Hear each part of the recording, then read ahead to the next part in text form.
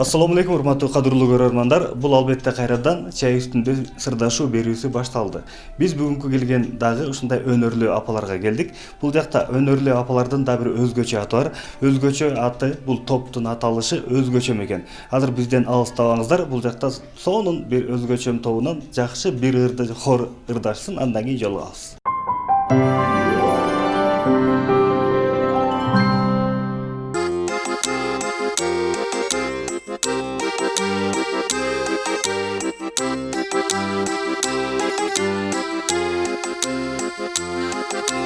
Ateneni sүйүnkөн эрке болду өзгөчө, жигиттерди сүйдүргөн серки болду өзгөчө. Эрке болду ай, серки болду ай, эрке болду өзгөчө.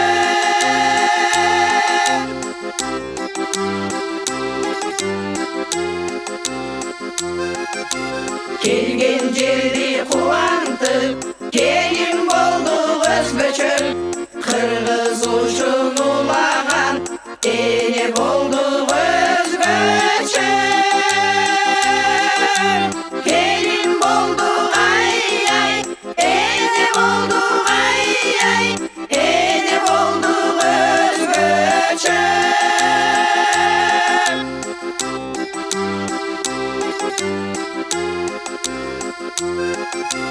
Көргөн көздү талдырган уз болдук кой өзгөчө. Жаман жакшы ылгаган жүз болдук кой өзгөчө. Уз болдук кой түз болдук кой уз болдук кой өзгөчө.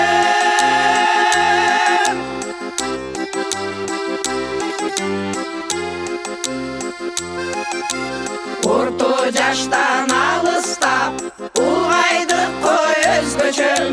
Улгайдык деп олтурбай, ырдайлычы өзгөчө. Улгайдык кой ырдайлычы ырдайлычы өзгөчө. Улгайдык кой ырдайлычы ырдайлычы өзгөчө. Ырдайлычы өзгөчө.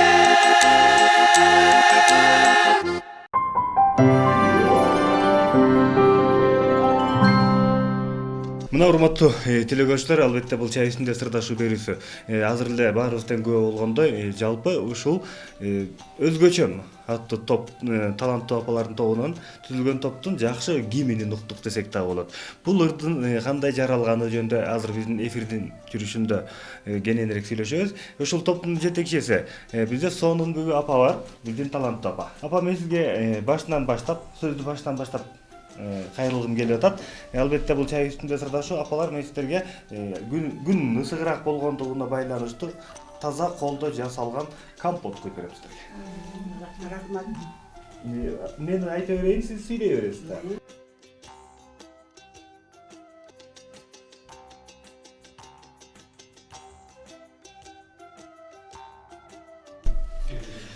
Сөздү башынан баштайлы. Ушул өзгөчөм тобу түзүлгөнүнө канча болду?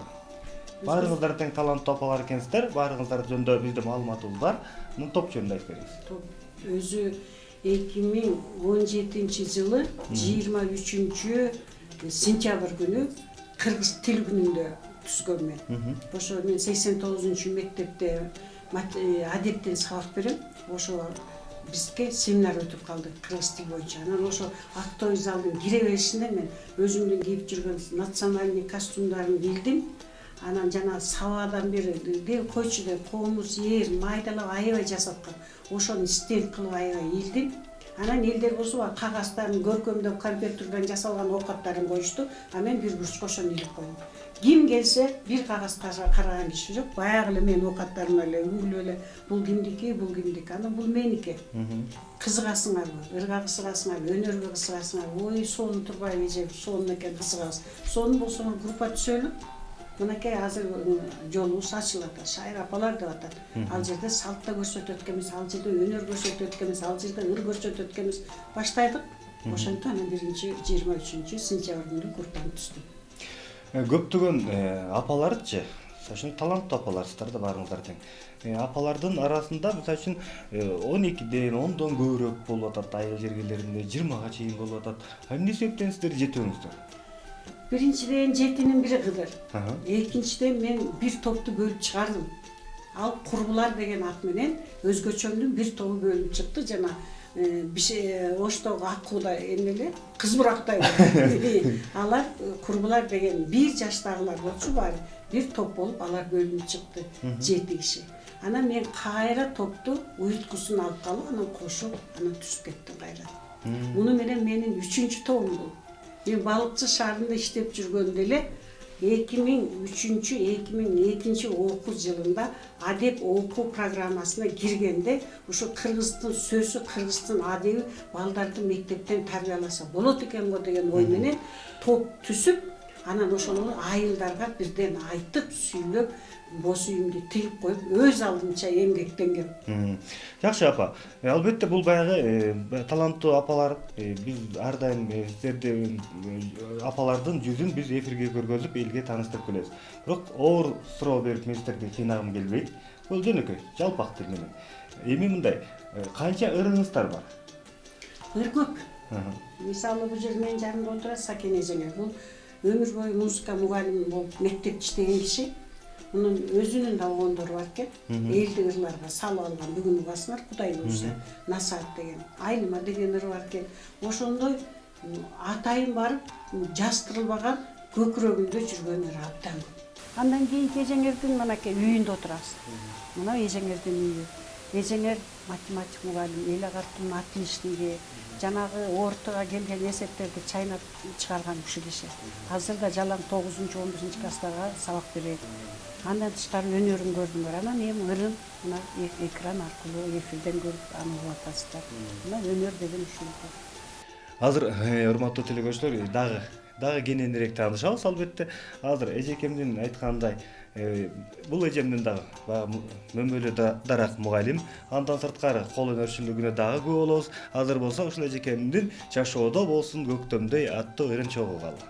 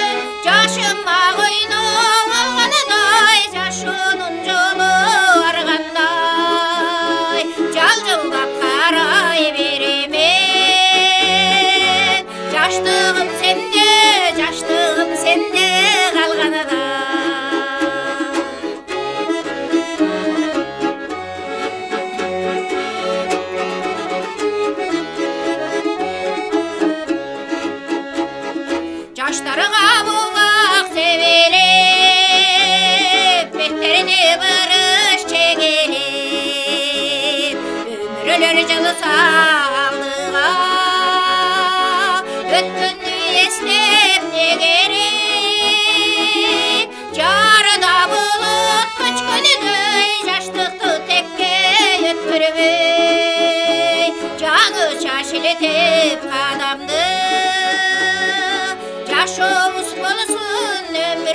bolsun göktemde Jağı çaşiletip kadamdı Yaşımız bolsun ömürler bolsun göktemde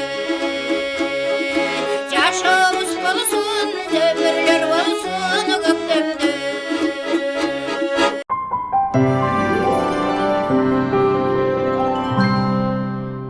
Мына урматтуу телегөчтөр көрдүк. Баягы биздин апамдын баягы талантына дагы көп болдук. Сонур эткен. Бул апам болсо 71 мектепте мугалим. Андан кийинки бул жактан мисалы үчүн кенен таанышып келдик. Апамдын баягы азыр эфирдин жүрүшүндө дагы баягы кол өнөрчүлүгүнө көп болсо, ырына көп болсо. Андан кийинки жерлерди дагы кененирээк кандай талант бар, эмне өзгөчөлүгү бар, бардыгын тең билгилерге айтып бериңиз. Сиздер бүгүндө жалпы өзгөчө тобу элибизге көрүнөлү. Мондай талантыбыз бар деп бардыгын тең өзгөчөлөр кененирээк айтып. Ортого салып атабыз, Ортого салчу эжеңе бул Гүлай. Экөөбүз бала кезинде бир айылда жашаганбыз. Анан жакшынакай сонурдачу эле абдан жакшы эжекелердин бири эле. Анан эми турмушта жолдошу өтүп кетти. Балдардын баарын жана күчүктөр барго, желкесинен тиштеп алып туруп анан ошолорду тарбиялаган. Гүлай эжеңер ушундай да, өз балдарын, өз кыздарын ошо желкесинен тиштеп алып Бишкекке келип, азыр очор бачар болуп, ошо кыздар, ошо балдар эң бир жакшынакай кесиптин ээлери болуп, анан бүгүн ырдай турган кези болчу да. Мен өзүм таап албай, Гүлай эң ырдаган. Өзүңдүн колуң өзүңдө, өзүңдүн бутуң өзүңдө, өзүңдүн сөзүң өзүңдө болуп турганда активный да канча жашоо калды ким билет. Билесизбер деп бир кичине бир көп. Муну балдарынын баары тең колдошту. Колдон буттан алышып, колдоп Гүлай эжеңер да бүгүн ырдап атат. Мен мурун ыр мындай жаш кезде угуп кийин укпап турдум да, санаркадымда кандай ыр болор экенин алып келип өзүңүздөр толук күбө болосуздар. Жумшак үн менен Эсенбек Маданбековдун Эсенгул Ибраевдин сөзүнө жазылган балама деген ырдап атат. Мен бүгүн абдан чоң кубанычта болуп турам. Андан кийинки эжең Светлана Картбаевна Улуттук университеттин химия факультетинин бакандай болгон мугалими. Мына карабайсыңбы, биздин топ кандайдан түзүлгөн. Мектептин мугалимдери, тамак үй кызматкер, чоң эне, чоң ата ана мынандай азыркы учурда кызуу иштеп турган толук кандуу эмгекке жарамдуу эжейден түзүлгөн. Бул киши ушундай шарактаган үнү менен бул киши да жаңы кошулду. Эң сонун ырдайт, ырын көрөсүздөр. Алым кам бүтпөс махабат деген ырдайт. Анан мунун эң дагы бир адамдык сапатын айтсак, биз Турцияга барып, анан кечинде вечер өткөргөнбүз, кичинекей чакан. Ошол жерде гостиницада кыргыздар ээлеп иштеп атыптыр, дүкөн ачып алышып. Анан биздин келгенибизди көрүп, ошо мейманкана тикесинен тик туруп бизди тосуп алды. Анан эми ошончо бизди сыйлап алса, биз да кыргыздарга бир кыргызча концерт берип коелу деп, Эрикбей баары кийимибизди кийип, анан Светлана ошол жерден биздин гид менен бийледи. Эми мен ошондо таң калдым вальсте. Гид муну жана 15 жаштагы кыздай көтөрүп чимирлип жүрдү. Айтып атам 80 килограммды кантип көтөрттүң деп. Көрсө, көтөргөн кишиге жардам бере турган чоң касиет бар экен. Өз денесин өзү 2 бутун көтөрүп жүрбөдү. Бүгүн болсо ырына күбө болосуздар. Андан кийинки эжеңер кандай десем, мен оң колум адамдын булуу сапаттарына ээ болгон адам аты Шайыр Сартбаева деген. Бул медиумсуттагы бир чоң общежитиянын коменданты. Андан тышкары бул киши башынан бери менде буйтку катары келатат. Башка кыздар жана курбулар болуп бөлүндү. Бул болсо өзүмдүн жанымда калды. Анан дайыма биз чай ичкен жерибиз дагы, даярданган жерибиз да ушул кишинин кабинети. Анткени бул хозяйка катары, үй ээси катары, аял катары барлык оокатты өз ордуна коюп койгон. Биз ырдайбыз, ошол жерден чайыбызды ичебиз, анан Шайырдан тарап турабыз. Анан Кеңпейил деген чоң адамкерчилигине сөз жок. Анан быйыл Бакыт Мамаев менен даярдап Кош жылдызга чыкты. Биринчи институттардын арасында чыкты. Анда 2-3 орунду алып, укмуштай сонун телевизор, анан 1 жылдык киного эме кабылдамасына бекеге алышты. Андан кийин анан Бакыт Мамаев менен 2 ырдап лауреат болду. Бүгүн Кудай буйруса карылык сонун турбайбы деп бизди ыраазы кылган ырдырдашты. Бала багасың, небере багасың, бала менен кошо чигирик тебесиң, ат минесиң, чыбык балалыгың карганың жыргализм экен деп ырдап чыккан шайыр эжене ошо лауреат. Жакшы экен апа. Ушул жерден токтой туралы ушунча болду. Мына урматтуу тилдөгөчтөр айткандай өзгөчө баягы айтылган ыр экен. Ырдын аталышы да бир өзгөчө экен. Карылык соонун турбайбы.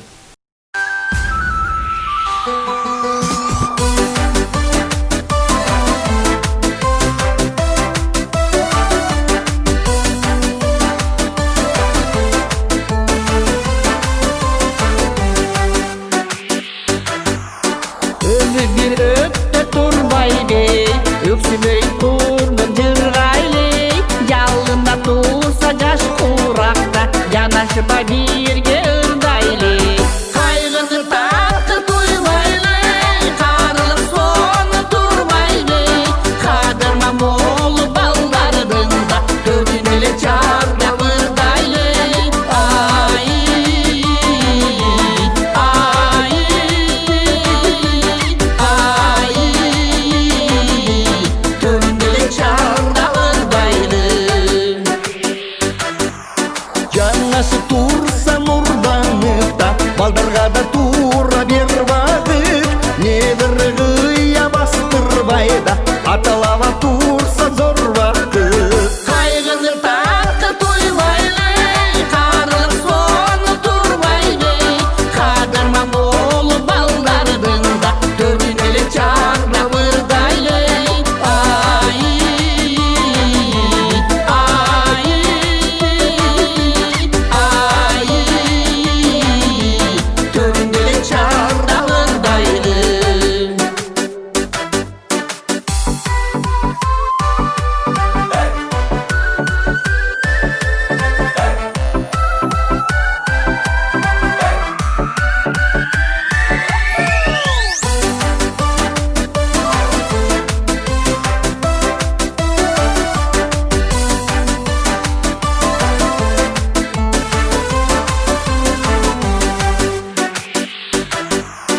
Жақшылар келсін жанашып Ырысқына турсын талашып Жан дүні турсын арулап та Бағдөлі тасаған ұрданып Қайғыны тартты туймайлы Қарылық соны турмайлы Қадырма молы балдардында Дөрінелі чарда вырдайлы Ay,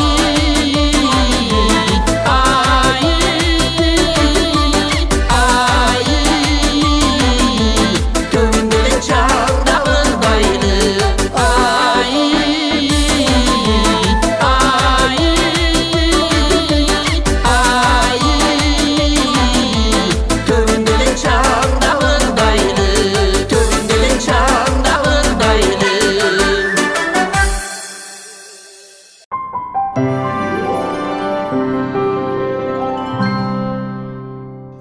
Бул албетте урматтуу тилөгөчтөр, чай үстүндө сырдашуу берүүсү уланып атат. Баарыбыз тең көп болдук. Карылык соонун турбайбы дейт, бирок менин каргым келген жок акырынча.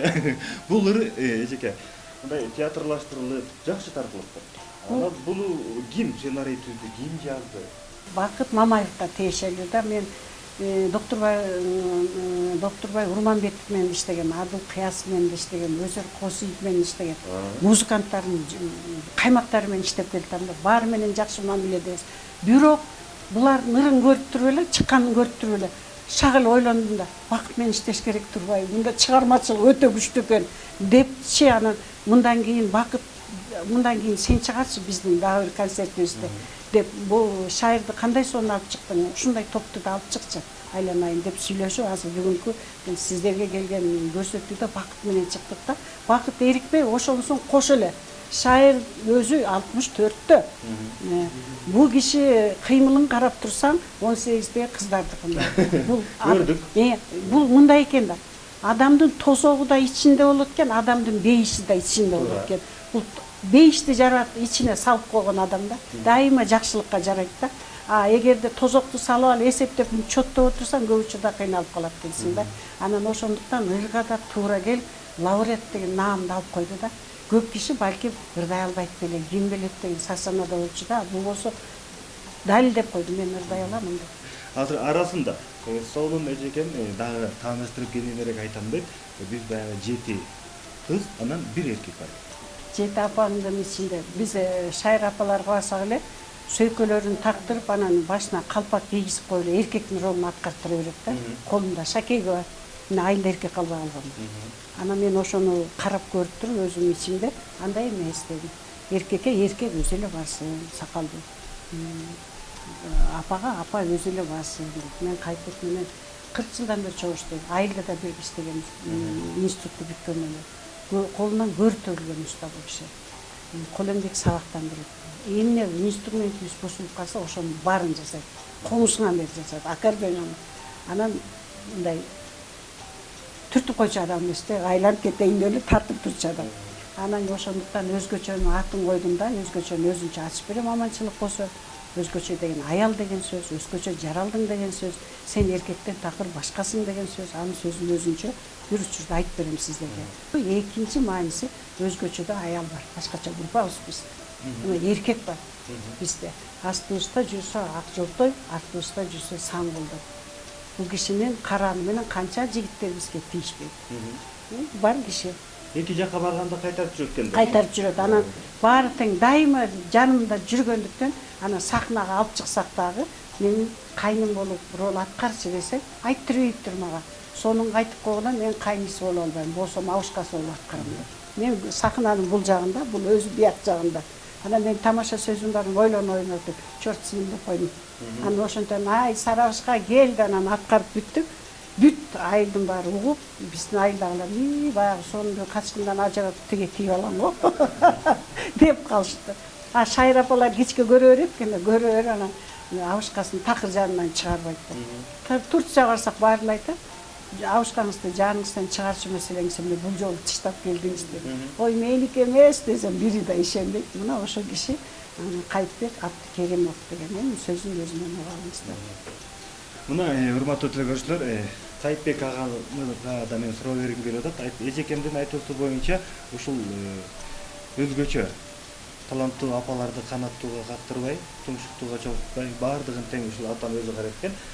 Ата, сизге кайрылгым келип атат. Апалар менен иштешкен өзү кандай экен? Апалар менен иштеш бул атайын чогуу бололу деп чакырып калгандан кийин көпчүлүгү булардын инструменттерин комузду жасайын, комуз капкактайын, тайтаяк жасайын, шылдырак жасайын, аса туяк жасайын, анан комузду ойнойм, тиякты ойнойм, ошо менен чогуудан кийин булардын группасына сонун аркылуу эле чакырык менен барып калып, Кудайым отого жакшы. Өзүм мурун ырдап жүрүп Сармеденге 82-жылдан баштап чыккан. Анан кийин Бишкектин Сармеденине катышкан. Андан кийин Шайыр апалар менен чыгып Сен жакшы, Кудайым отого кемпир урушпайт, бара кой деп турат.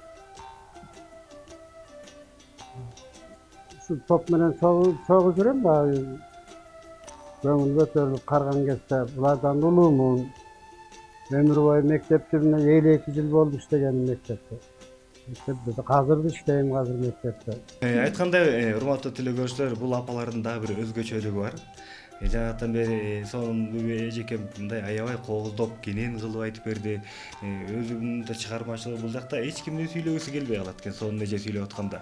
Анан бул жакта азыр бул жакта бир апамдын айткандай сонун дагы бир өнөрүнө күбө бололу. Ал жакта бир өзгөчө жасалган шырдак кийиздер экен. Азыр чогуу көрүп келели.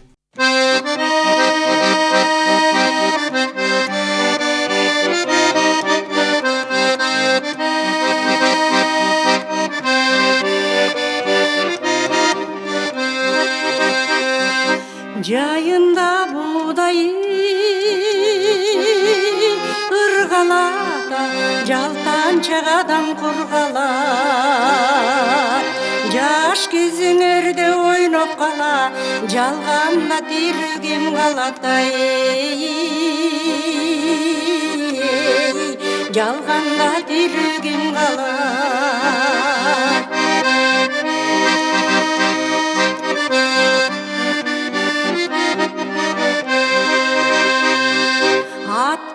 аттан кайраңы батпаса чиркен адамзат көргө жатпаса сыйлашар мезгилге сушула өтүүгө өмүр шашпасаң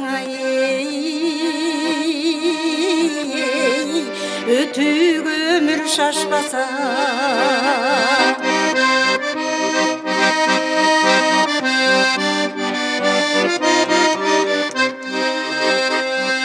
өмүрдүн болбойт ченемиң өкүнгө менен келеби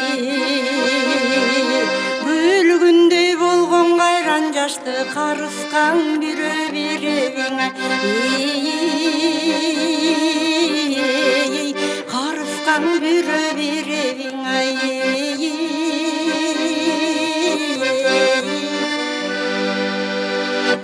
карыскан бирөө беребиң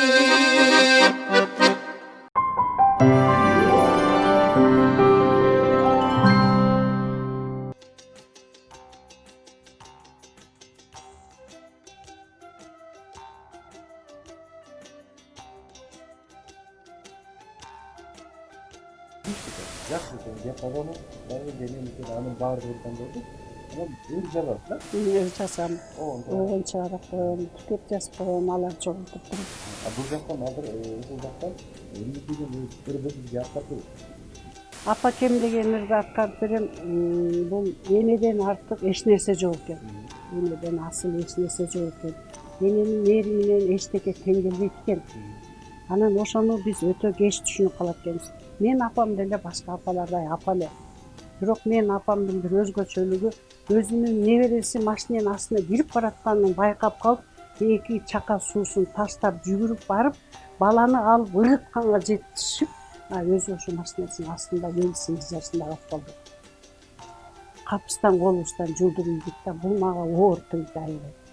Анан ошол учурда 92-93 жылдарда жазган эле ошону сактап коюп, Кудайдын буйругу экен. Андан кийин дагы ырдап өзүнчө ошого оон чыгарып ырдап койчумун да.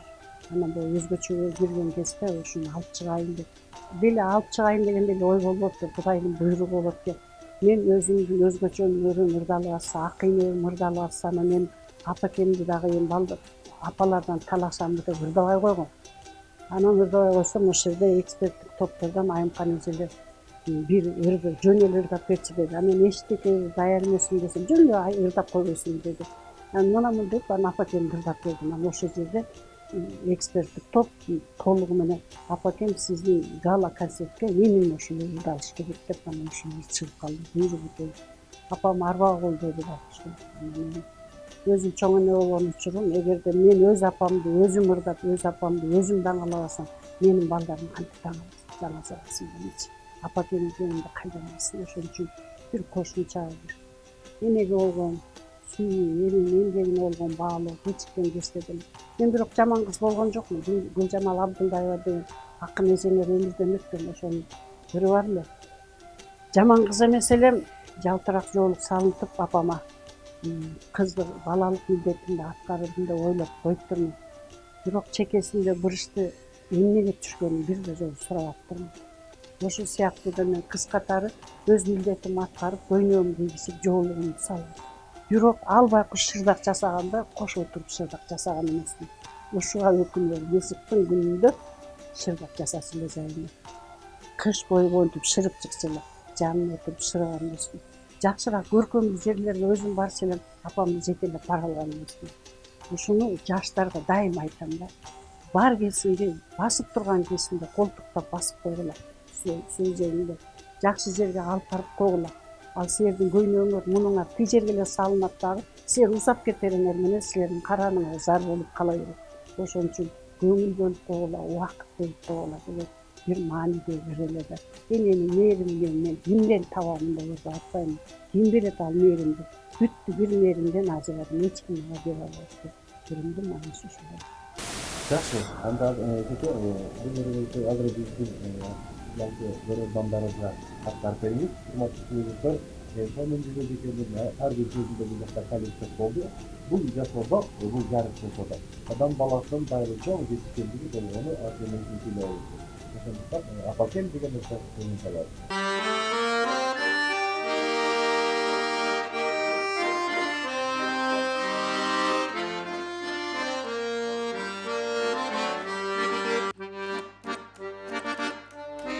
Apakем benim oy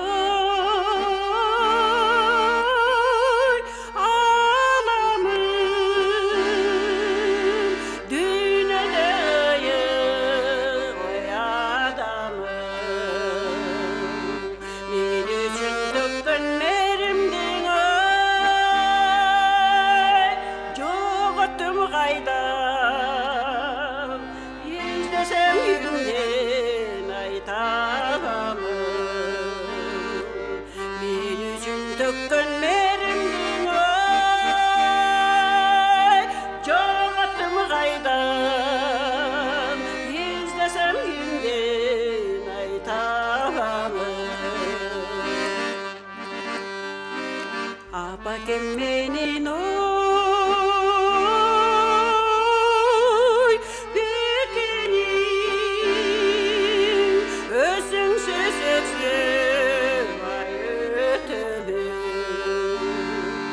Farkında bilbes balalık oy ökünüp жүргөн armanda kalgan ay gezegim Farkında bilbes balalık oy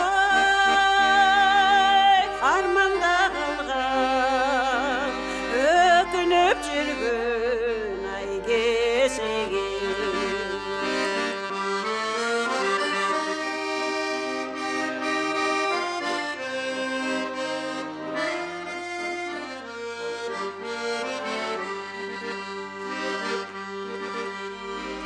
Apakem benim oy birikim kız için törkün ay belekem Tabılmay kaldı karanın oy bul ömür kıska bul yaşa jalgan ay gebekem Tabılmay kaldı karanın oy bul yaşa kıska bul yaşa kılgan ay gebekem Apakem benim ay berekem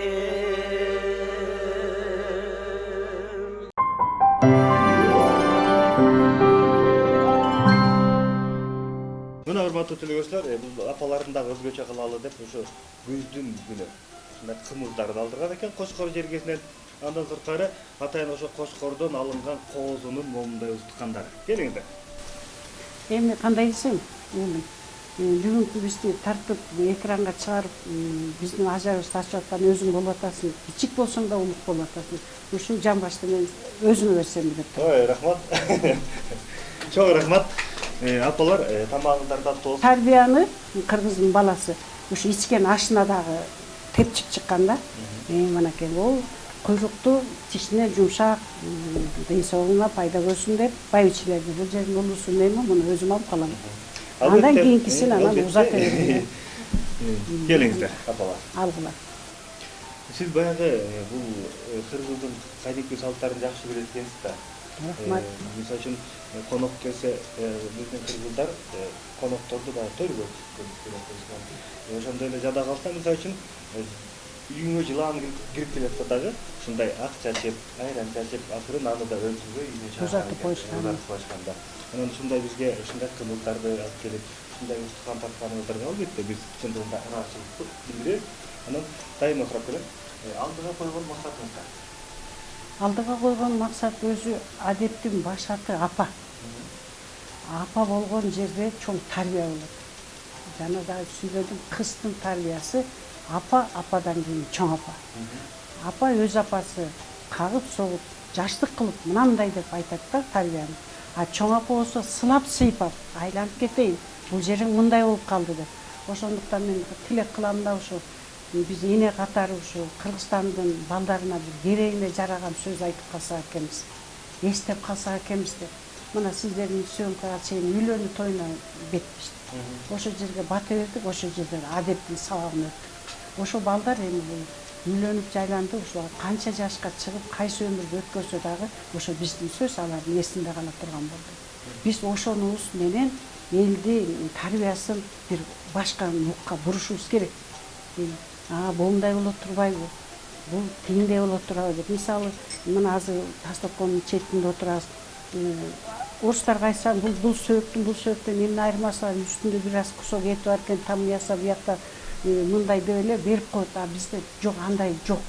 Ар кимдин өзүнүн жандуунун да, жансыздын да орду, тамактын да орду бар. Мен жакында бир китептен окудум. Ошо кыргыздын аябай шумдук сөзү бар экен. Куйрук чучук жеп жүрүп курутарбыз эми ашказанды жүрөктү деп жазып койду. Тез заманда эле. Биздин түбүбүзгө ушу жетет деп. Карабайсыңбы, булар чоң биолог, чоң физик, чоң химик болушкан да. Эмне көрсө ошону аңдып, баалап, ойлонуп, тереңдеткен. Ошол апалар отурат бул жерде. Ушулардын сөз аркылуу, ушулардын иш аркылуу балдарга тарбия өтсө деп ойлойм да. Булар жүгүрүп ырдап жүрсө, булар сүйлөп жүрсө, булар эмгек менен аралашып отурса, келин да көрөт да, уул да көрөт да. Дейт да, карасаң деле деп, мынандай кылат турбайбы, кой деген бир ой да болот. Анан биз азыр эми пенсияга чыгып калган кишилер үйгө эле отуруп берсек, дайыңсы отуруп берсек, анда боштук деген өзү адамды жеп коет. Качан адам жаш сакталат, качан сен сүйсөң. А бир эле нерсени сүйүүгө бурулаш керек. Сүйүү деген балаңды сүйөсүңбү, ошон үчүн эмгек кыласыңбы, анда момундай жумушту кошо жаса. Алар сыймыктангандай болсун сен үчүн. Сен окуучуларыңды сүйөсүңбү, ошолор 45 мүнөттө тажабагандай сенин сөзүңдү айткандай болсун, жүрөгүнө сактап калгандай болсун. Сен некениңди сүйөсүңбү, араң тамакты ичпегиниң, алтын алыс жолго баспагының, үй бүлөңдөн үтпегиниң. Мына ушуну көкүрөгүбүзгө сактап койсок, биздин жаштыгыбыз сакталат, энергиябыз бар болот, элибизге жарактуу, керектүү апа, анан ата болобуз. Эгерде биз ошондон тайып калган кезде, анда биз карып кала болобуз. Азыр биз жаш эжекелербиз. Туура айтасыздар. Эч убакта арулаңыздар, силерге ден соолук каалайбыз. Бул чыгармачылыктын жолуна түшүп алдыңыздар. Чыгармачылык ийгилик, элибизге ар дайым кызмат кылыңыздар. Рахмат. Силерге болгон колума келген жаш эмесмин мен да, бирок жакшы көзүмдө арнагым келип турат. Негизи адам баласы, апалар, биринчи жашоого ийгилик жараткысы келсе, эч убакта коркпош керек экен. Андай эчтекеден коркпоңуздар. Азыр силердин эң сакалдуусу, кыймылчактын ээси, ушул топтун жетекчиси бизге башайт. Алтын десе, ушундай сөз болду, Мына биз кичинекей бир чакан үй бүлө түзүп алдык, өзгөчө деген. Ошо өзгөчөнүн керегеси кең болсо экен, угу бийик болсо экен, күндү түшпөсө экен. Элибизге көркөмдүү, жугумдуу болсо экенбиз, балага айткан сөзүбүз тарбия болсо экен, баскан турганыбыз тың болсо экен, алтысаныбыз аман болуу эл арасында. Силердей балдар эмгек кылган учурда биз жаркырап чыгып өтүп турсак экен. Өзүңөргө кааларыбыз айланып кетейин деп. Жаштык деген өзү бир керемет нерсе. Ушул учурда эмгектене турган учуруңа эмгектен талбагыла, агым кеңер менен эл аралагыла, канча кишинин батасын алып атасыңар, канча кишинин жүзүн көрсөтүп атасыңар. Ийгилик тапкыла ишиңерден, балдарыңар узарып, өзүңөр менен өзүңөр көбөйүп, жакшылыктын үстүндө жакшыта конок бол, жан башыңды алып, жакшынакай устукан мына сакалдуу менен тең болуп отурасың балам. Ишиңдин арты менен ушул ишиң ийгиликтүү ден соолугуңа жеп болсун. Чыгармачылык топко чоң ийгилик каалайм, баарыңарга ден соолук каалайм балдарым. Ушул экрандан жүзүңөр силердики эмес, биздики көрүнүп, силер биздин артыбызда туруп бизди чыгарып атасыңар. Ылайым силердин эмгегиңерди Кудайым көрүп, Кудайым бааласын. Мына урматтуу телекөрүүчүлөр, өзүңүздөр көрүп болгондой бул жакта өзгөчө таланттуу апалардын арасында да бир ата бар. Атанын дагы өзгөчө бир жакшы сөздөрүнө көрүп болдуңуздар.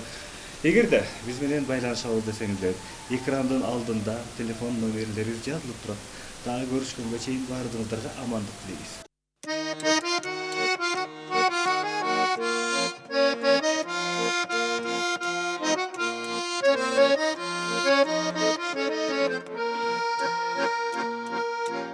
Tursa da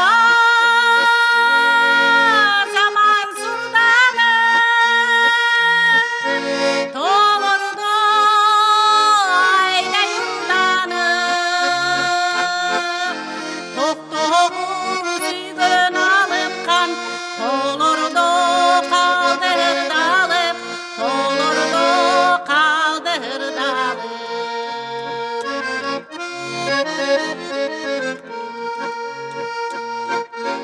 Alato tanıtkanday, alın kan ele akmanday. Süyüsü oşol tokondun, solu basnarın akkanday, solu basnarın akkanday.